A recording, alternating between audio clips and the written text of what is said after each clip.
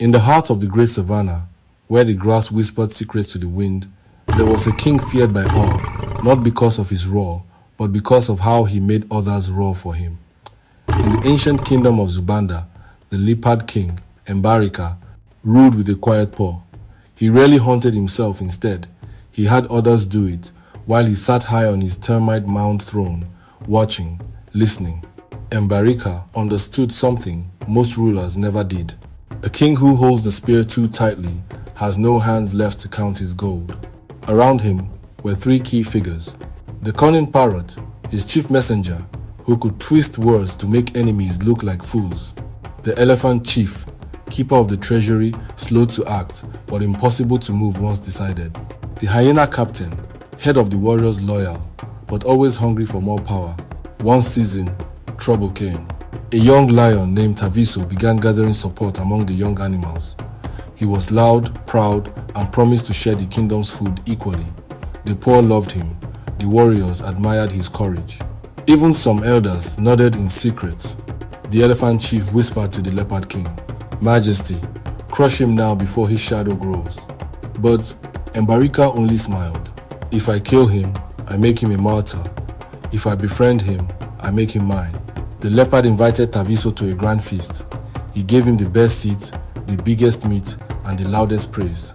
By the end of the night, Taviso left believing he was the king's chosen heir. But Mbarika wasn't done.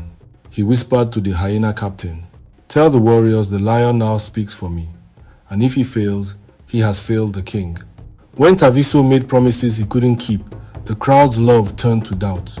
The warriors backed away. The elders closed their ears. Mbarika hadn't lifted a claw yet.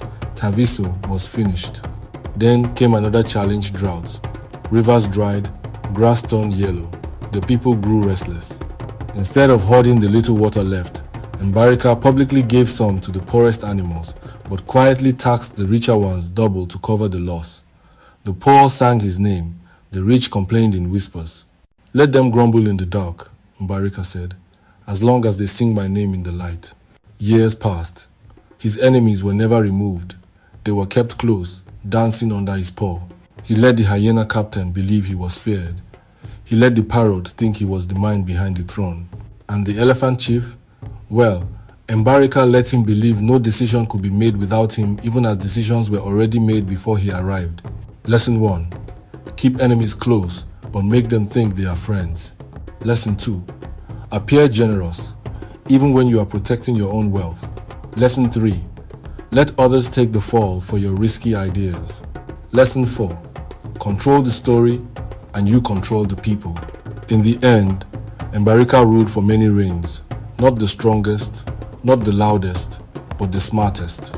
And when he died, his name was carved not only in stone, but in the minds of every leader who came after.